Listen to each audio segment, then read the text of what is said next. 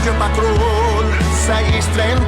Nagbabalita, naglilingkod saan man sa buong mundo.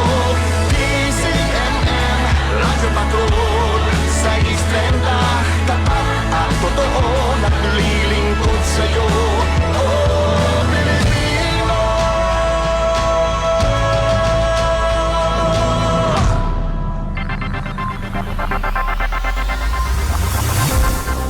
Malalaking balitang pumutok sa maghapon. Kinalap, binantayan ng DZMM News Center at ng Radyo Patrol. Hatid ng pinagkakatiwalaan yung tagapagbalita, Tony Velasquez. Headline sa hapon. Headline sa hapon.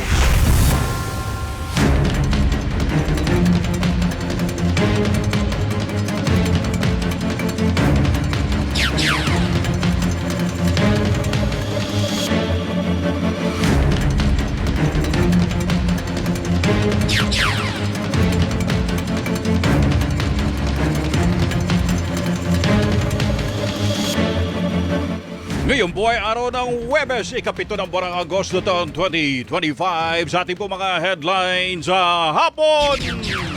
Truck na galing sa pamamanhikan, nahulog sa bangin sa Sultan Kudarat. 12 patay. Ilang grupo dismayado sa na-archive na impeachment complaint laban kay Vice Presidente Sara Duterte. Mga eksperto at senador may kanya-kanyang paliwanag sa na-archive na reklamo. 2 estudyante kritikal matapos barilin sa loob ng paaralan sa Nueva Ecija.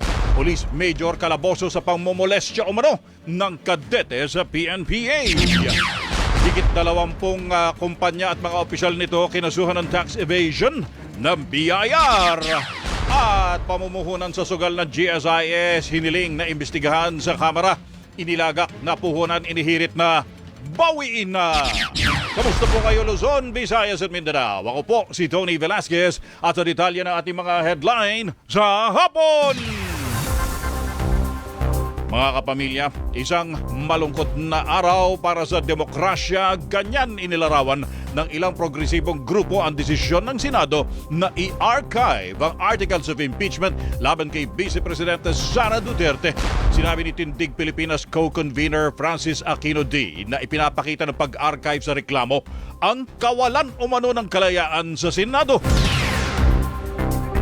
Why is it that this very important mechanism for accountability is being set aside because of the machinations of not the people who started it, but the people who shepherded it? The point of the 1987 Constitution was to make accountability easier. Sa protesta naman sa Quezon City, tinawag ng ilang reliyista na sepulturero ang mga senador dahil sa paglibing sa impeachment case laban sa Vice Presidente.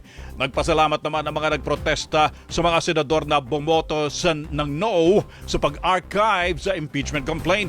Ang grupong Anak Bayan dismayado pero hindi na nagulat sa desisyon ng Senado na pagtalikod nila sa taong bayan at sa kanilang tungkulin sa saligang batas. Dismayado rin ang ilang eksperto sa pag-archive ng Senado sa Articles of Impeachment, kabilang sina Professor Michael Chu Jr. ng University of the Philippines College of Law at si Integrated Bar of the Philippines past President Attorney Domingo Cayosa. At tulad naman sa salitang forthwith, iba-iba rin ang paliwanag at interpretasyon ng mga eksperto at mambabatas sa na-archive the Articles of Impeachment laban sa Vice Presidente. Ayon kay Senador Sherwin Gatchalian, bumoto para i-archive ang reklamo, pwede pang balikan ang reklamo kung babaligtarin ng Korte Suprema ang desisyon nito. Very clear. Assuming nag-reverse ang Supreme Court sa kanilang decision, pwedeng buksan ulit ang impeachment court. Yung archive na yan hanggang the end of the 20th Congress. So, 3 years pa. Pag natapos na itong 20th Congress, mababaon na talaga yan. Sang-ayon naman dito si Integrated Bar of the Philippines past President Domingo Cayosa, pero aminadong posibleng maging pahirapan na ang pagbuhay sa reklamo. Mahirap nga bring it out from the archive at ituloy ulit. Most probable, marami na namang mga legal issues na hihahain o procedural issues. Ayon naman kay Senate Deputy Minority Leader Risa Ontiveros, malinaw sa konstitusyon ng Senado malinaw sa konstitusyon na ang Senado ang maglilitis sa mga kaso ng impeachment at hindi dapat i-archive na anyay hindi naman nakasaad sa batas. Pwede mang na-archive articles of impeachment. Hindi po basta-basta madidismiss ni ma-archive yung panawagan ng taong bayan sa pananagutan at katarungan. Yung impeachment ay hindi yan dapat technical, lalo hindi dapat adlang sa pananagutan. Pero kung si Senador Ping Lacson naman ang tatanungin, hindi otomatikong mabubuhay ang articles of impeachment sakaling baligtarin ng Korte Suprema ang unang hatol o katigan ng motion for reconsideration ng Kamara. Bago namin ma-revive yun, kailangan merong bagong motion. At yung motion na yun, pagbobotohan, pagdidebatehan namin sa floor. Halimbawang ni-reverse ng Supreme Court yung kanilang ruling. At ang mayorya sa amin, ayaw pa rin i-revive yung articles of impeachment kasi nga naka-archive. So di ba ating katakot-takot yun? Git naman ni Senate Impeachment Court spokesperson Attorney Reginald Tonggol na dahil naka-archive, inactive lang at hindi pa tuluyang patay ang impeachment case ng Vice Presidente. Sa nominal vote kagabi, 19 na senador ang bumoto para i-archive ang reklamo. 4 ang kumontra kabilang sina Senador Bam Aquino, Risa Ontiveros, Kiko Pangilinan at si Senate Minority Leader Tito Soto. Habang nag-abstain naman si Senador Lacson. Kinwestiyon ng liderato ng Kamara ang tinawag nilang minadaling pag-archive ng Senado sa articles of impeachment laban sa Vice Presidente. Git ni Speaker Martin Romualdez, hindi paghahain ng impeachment complaint ang minadali, kundi ang anyay paglibing ng Senado sa reklamo laban sa Vice Presidente kahit hindi pa pinalang desisyon ng Korte Suprema. Idinepensa din ni Speaker Romualdez ang pag-impeach ng Kamara sa Vice Presidente na anyay alinsunod sa saligang batas at ginawa ng walang masamang hangarin. Ginawa ni Speaker ang pahayag matapos payuhan ni Senate President Chis Escudero ang mga kongresista na huwag hayaang magpagamit sa galit at ambisyon kaya lumalabag sa proseso ng due process sa konstitusyon. Tiniyak naman ang liderato ng Kamara na tuloy ang kanilang pagtataguyod sa saligang batas. Nanawagan ng ilang mambabatas na pairalin ang proper decorum at parliamentary courtesy. Kasunod ng panawagan ni Senadora Amy Marcos na palitan na si House Speaker Martin Romualdez. Balita mula sa Kamara, hatid ni Radyo Patrol, Pamela Vasquez, Pam. Tony, hindi papatol ang Kamara sa mga banat ni Senator Amy Marcos laban kay House Speaker Martin Romualdez. Ito ang tiniyak ni Manila 3rd District Representative Joel Chua at House Deputy Majority Leader Zia Alonso Adyong. Sa press conference, iginiit ni Chua na iginagalang nila ang Senado bilang institusyon. Patuloyan niya ang pagtatanong ng taong bayan kung saan napunta ang higit kalahating bilyong pisong pondo ng DepEd at OVP at kung sino si Mary Grace Quiato. Nanawagan naman si Adyong na dapat tumalima ang dalawang kapulungan ng Kongreso sa tamang pag-uugali at iwasan ang pamimersonal. Ang issue po dito ay accountability. Ngayon, ang tanong ko po, ano po ba ang iniiwasan at pinoprotektahan nila? We will not be provoked by anyone to drag this issue to the level of gutter talk. We will not allow this discussion be made as a form of joke. At yan ang balitang kumpirmado, sigurado. Ito ang Radyo Patrol. Pamela Vasquez, DZMM. Maraming salamat, Pamela Vasquez. Hinikayat ang Kamara na imbestigahan ang umunay mahigit 1 bilyong pisong gambling investment ng Government Service Insurance System o GSIS. Iginiit ni ACT Teachers Party List Representative Antonio Tinio na pagtataksil sa tiwala ng bayan ang umunay investment na sinasabing galing sa retirement funds ng mga kawani na pamahalaan. Nakatakdaan niya maghain ng resolusyon sa susunod na linggo para alamin kung paano pinayagan ang umunay investments at kung may mga nakinabang. Hiniling din ng grupo na iurong ang sinasabing investment ng GSIS sa gambling firms. Ngayon, nakikita natin na sila pala mismo ang nagsusugal sa pondo ng GSIS, tinaya pa sa stocks ng online gambling companies na bumagsak naman ng halaga. At ngayon, ay of course may pinsala yan sa pondo mismo na para sa mga miyembro nito. Suportado naman ng ilang senador ang panawagang investigasyon sa issue sa investment ng GSIS. Sinampahan ng kasong tax evasion ang 23 korporasyon na sangkot umano sa paggamit ng mga umano'y ghost receipts. Dawit din sa kaso ang mahigit 50 corporate officer at 17 certified public accountants sa industriya ng construction, manufacturing, food at electronics. Ayon sa Bureau of Internal Revenue, gumamit ang mga korporasyon ng ghost receipts na walang aktwal na transaksyon para magmukhang lehitimo ang business expenses at bumaba ang babayarang buwis. Dahil dito umabot umano sa 1.41 billion pesos ang lugi ng gobyerno dahil sa madayang transaksyon. 12 ang patay habang 13 ang sugatan nang mahulog ang isang mini dump truck sa bangin sa Lebak, Sultan Kudarat. Ang balita mula sa Sultan Kudarat hatid ni Lirio Bompat. Lirio! Kalunos-lunos ang sinapit ng 25 sakay ng dump truck na pauwi na sana sa bayan ng Sultan Kudarat sa Maguindanao del Norte matapos manggaling sa pamamanhikan. 12 ang namatay at 13 ang nasugatan matapos sumalong mawala ng preno ang truck at nahulog sa bangin sa Barangay Cristian Nuevo, Libak, Sultan Kudarat, Miyerkules ng hapon. Pawang residente ng Barangay Sinditan, Sultan Kudarat, Maguindanao del Norte ang mga biktima. Inilibing na rin ng kanilang mga kaanak ang mga nasawi. Nagpaabot naman ng tulong ang pamahalaang panlalawigan ng Maguindanao del Norte, gayon din ang LGU ng Sultan Kudarat. At yan ang balitang kumpirmado, sigurado, para sa DZMM, Lirio Bompat. Sa iba pa nating balita, kritikal ang 2 estudyante matapos ang pamamaril sa loob ng Santa Rosa Integrated School sa Nueva Ecija kaninang umaga. Ayon kay Santa Rosa, Nueva Ecija Police Patrolman Winnie Mendoza, kabilang sa mga biktima ang isang babae at lalaking estudyante. Tumanggi muna magbigay ng dagdag na impormasyon ang pulis habang patuloy ang investigasyon sa krimen. Kulong ang isang police major matapos ireklamo ng pangmomolestya umano ng isang kadete sa loob ng barracks ng Philippine National Police Academy sa Santa Rosa o sa Silang, Cavite. Ayon kay NAPOLCOM Vice Chairperson at Executive Officer Rafael Calinisan, batay sa inisyal na impormasyon, nilasing umano ng opisyal ang biktimang lalaki at saka inabuso.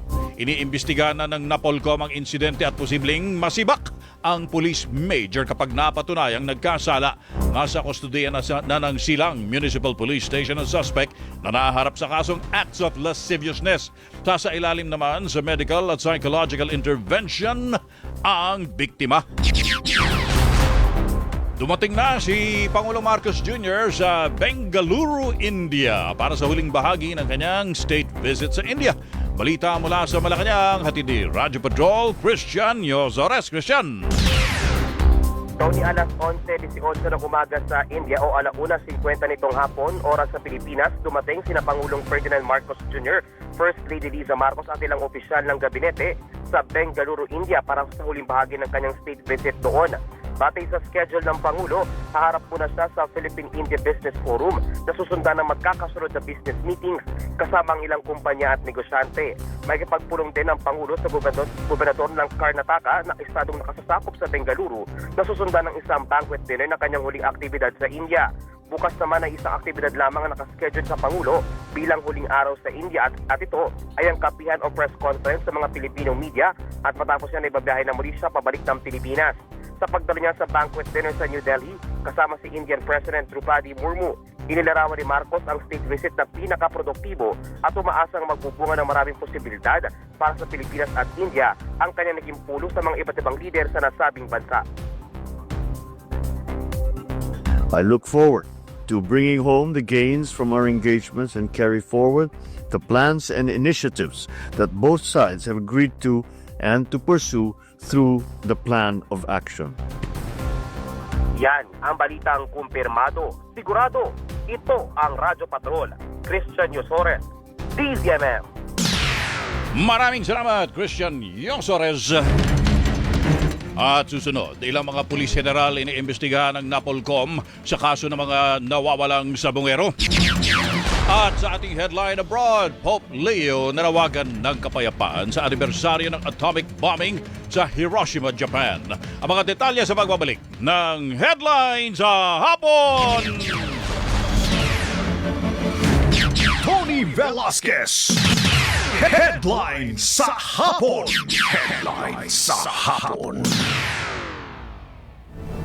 Ako si Radyo Patrol Robert Pano. Ngayon ang kinocover ko, Senate of the Philippines.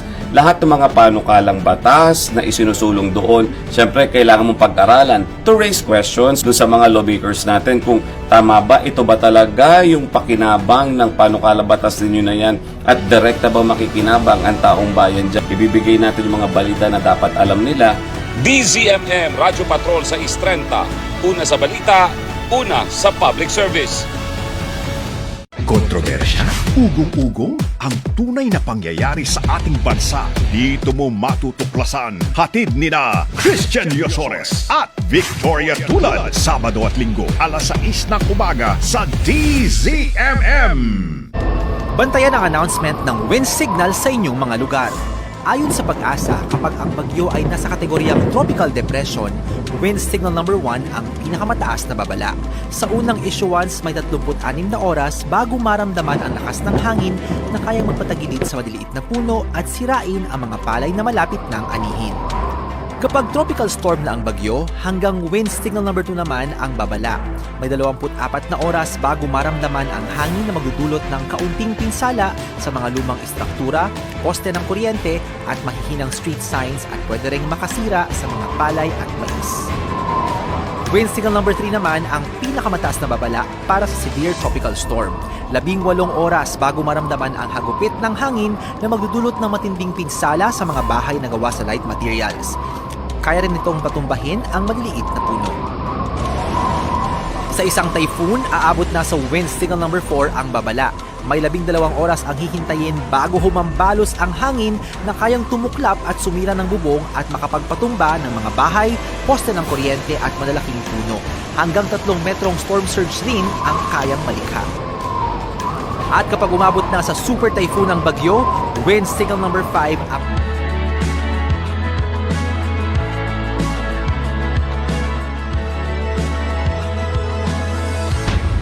Headline sa hapon. Headline abroad. Headline abroad. Alas 4:21 na po ng hapon, tuloy po tayo sa ating mga balita sa ating headline abroad. Muling binigyan din ni Pope Leo na ang panawagan pamatagalang kapayapaan kasabay ng paggunita sa ika-80 anibersaryo ng atomic bomb attack sa Japan. Sinabi sa mensahe ng Santo Papa na buhay na alaala ang mga lungsod ng Hiroshima at Nagasaki ng matinding peligrong dulot ng mga nuclear weapons. Sa iba pa nating headline abroad, inilabas na ng Forbes ang listahan ng mga pinakamayayaman sa Pilipinas.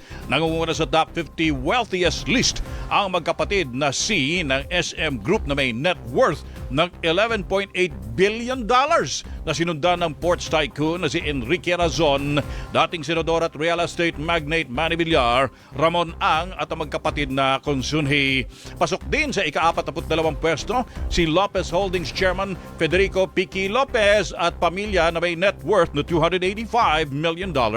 Ang pamilya Lopez ang nagmamayari ng ABS-CBN. Nasa NBI Custodial Facility na sa San Simon, Pampanga, si San Simon, Pampanga Mayor JP Punsalan na inaresto dahil sa pangingikil. Ang balita mula sa NBI, hatid ni Radyo Patrol, Bert Dizon. Bert! Tony, iniharap ng National Bureau of Investigation si San Simon, Pampanga Mayor Abudio JP Punsalan at ang tumayong middleman na si Ed Ryan Timla. Ayon sa NBI, unang humingi ng 30 million pesos sina Mayor Punsalan at Timla sa isang kumpanyang nagreklamo kapalit ng pagtiyak na hindi maaantala o makakansela ang mga permits at tax incentives nito. Bukod pa rito, humingi rin umano ng 130 million pesos si Mayor Punsalan para sa mga nagastos sa kanyang kampanya noong eleksyon matapos umanong suportahan ng kumpanyang nagreklamo ang kanyang nakalaban sa politika. Pero napagkasunduan na ibaba sa 80 million pesos ang halaga ng hinihingi ng kampo ni Mayor. Dito na nakipag-ugnayan sa NBI Intelligence Service ang kumpanya at ikinasang entrapment operation noong August 5 sa Clark, Pampanga. Naaresto ang 2 sospek sa aktong tinatanggap ang mark money. Kasama rin sa inaresto ang 5 pang security personnel ni Mayor na nahulihan ng mga baril at mga bala. Nasa NBI custodial facility na si Mayor Punsalan at mga kasabwat nito na haharap sa mga kasong robbery, extortion, anti-graft and corrupt practices act at illegal possession of firearms and ammunition. At yan ang balitang kumpirmado. Sigurado, ito ang Radyo Patrol. Bert Dizon, DZMM. Maraming salamat, Bert Dizon. Iniimbestiga na rin ng National Police Commission ang ilang general ng PNP kaugnay sa kaso ng mga nawawalang sabongero. Ang balita mula sa NAPOLCOM, hatid ni Radyo Patrol, Marlene Pajernos. Marlene! Tony, hindi limitado sa 12 pulis o aktibong pulis na una ng sinampahan ng kasong administratibo ang investigasyon ng NAPOLCOM sa kaso ng mga nawawalang sabongero. Sa parehang kay National Police Commission Vice Chairperson and Executive Officer Commissioner Rafael Calinisan, kinumpirma niya na may mga general ng PNP at iba pang matataas na opisyal ang sinisilip ngayon dahil sa posibleng pagkakasangkot sa nasabing kaso. Tumanggi muna magbigay ng dagdag na detalye sa Calinisan, pero sinabi niyang nadagdagan pa ang mga individual na nagtatangkang mangialam o manghimasok sa kanilang investigasyon. Aminado ang Commissioner na nagiging hamon para sa kanila ang pag-iimbestiga sa kaso, pero iginiit niya na ipagpapatuloy nila ito kasama ang iba pang ahensya ng pamahalaan para makapagsampa ng airtight case laban sa mga sangkot sa naturang krimen. Sa ngayon, nasa kabuang 18 pulis ang sinampahan ng reklamo ni alias Totoy, pero alin dito ang naalis na sa serbisyo dahil sa pagkakasangkot naman sa iba pang mga kasong may kaugnayan sa grave misconduct. Narito ang kanyang pahayag. Marami pa pong ibang pangalan na hindi pa lumulutang na ating iniimbestigahan at marami pang ibang pangalan na matataas na ranggo na ating sinisilip. Ano pinakamataas na ranggo? General po. Marami na akong nakikialam, marami na akong nagsusubok mag-interfere. Pag sinabi ko pa ho yung ranggo ng mga general na yun, marami pa lalo makikialam. So huwag na ho. Let us do our jobs peacefully, quietly, and effectively. Ayan. Yan ang tinig ni NAPOLCOM Vice Chairperson and Executive Officer Rafael Calinisan. At yan ang balitang kumpirmado, sigurado. Ito ang Radyo Patrol, Marlene Pajernos, DZMM. Maraming salamat, Marlene Pajernos. Tutulong na ang Department of Anthropology and Pathology ng University of the Philippines sa DNA testing kaugnay ng kaso ng mga nawawalang sabongero. Ang balita mula sa DOJ, hatid ni Radyo Patrol, Steve Rez. Steve! Tony, pinauubayan na ng Department of Justice sa University of the Philippines Department of Anthropology and Pathology ang pagsailalim sa DNA testing ng mga labi na na-recover ng PCG sa Taal Lake sa Batangas kaugnay ng paghahanap sa mga nawawalang sabongero. Ayon kay Justice Spokesperson and Assistant Secretary Attorney Miko Clavano, pangungunahan ni UP Forensic Pathologist Dr. Raquel Fortun ang DNA testing sa mga buto matapos umanong aminin ng PNP Forensic Group na hindi nila kaya magsagawa ng mas malalim na pagsusuri sa mga labi. Ang sistema ayon kay Clavano, pagkatapos ma-recover ng PCG ang mga labi, ito ay ibibigay sa PNP SOCO na siya namang mag-turn over sa UP para sa pagsusuri. Bukod sa UP, humiling na rin ng tulong ang DOJ sa Japanese government na malaking tulong dahil sa makabagong teknolohiya para sa DNA analysis. Ngayong hapon, ipinisinta ng DOJ ang mga labi na na-recover ng PCG sa pagsisid sa lawa at malaking tulong umano ang mga dental records, buhok at damit para matukoy kung ang mga ito ay pag-aari ng mga nawawalang sabongero. At yan ang balitang kumpirmado, sigurado. Ito ang Radyo Patrol, Steve Raz, DZMM. Maraming salamat, Steve Raz.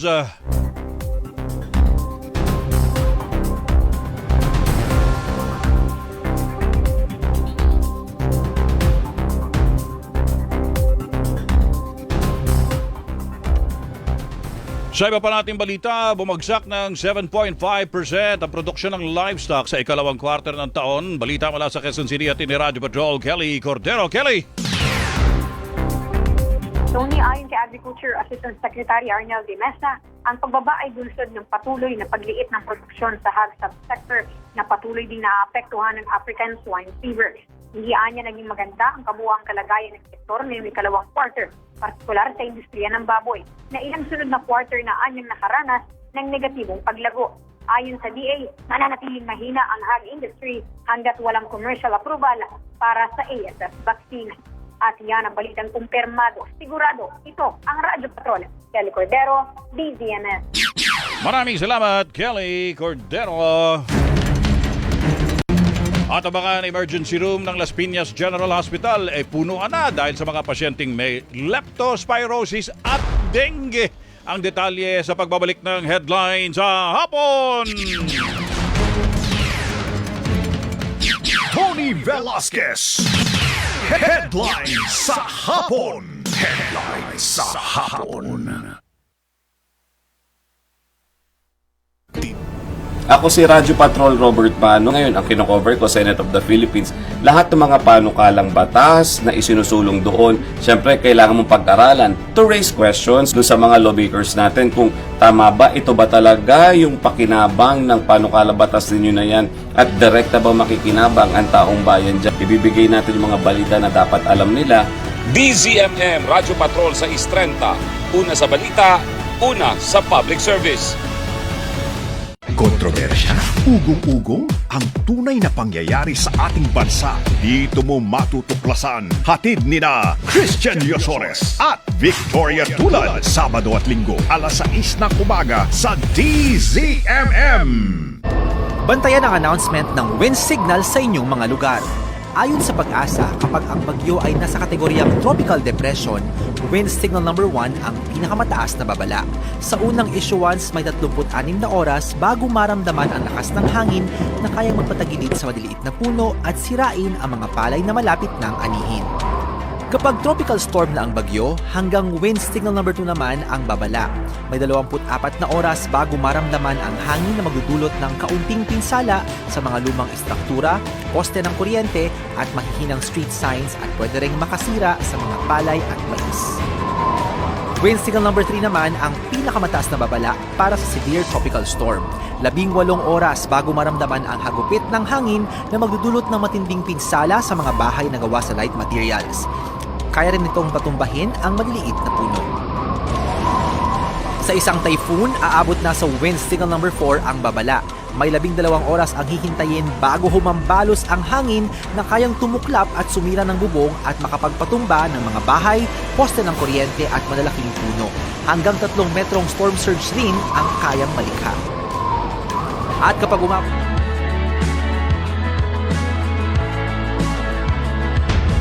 Headlines sa hapon. Balik po tayo sa ating pagbabalita sa Las Piñas. Punuan na ang emergency room ng Las Piñas General Hospital dahil sa mga kaso ng leptospirosis at dengue kung saan okupado na ang ika-6 hanggang ika-8 palapag, maging ang satellite trauma center nito.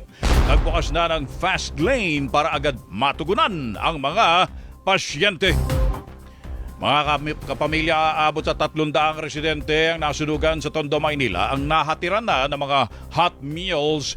Bakas ang ngiti sa mga residente ng Building 25 sa Happy Land na pansamantalang tumutuloy sa covered court ng Barangay 104 matapos makatanggap ng pansit, siopaw at tubig mula sa DZMM. Kasama ang Nova Lucia at District 1 Manila Social Service Department kaninang umaga. Bukod sa pagkain, pangunahing panawagan ng mga nasunugan ay mga damit at hygiene kits. At yan ang headlines sa hapon. Napapanood ang DZMM Teleradyo sa cable at sa bayan ding napapakinggan sa DZMM Radyo Patrol sa Istrenta at sa The Filipino Channel. Hanggang bukas, ako po si Tony Velasquez, ang inyong kapamilya! Tony Velasquez. Headlines sa hapon. Headlines sa hapon.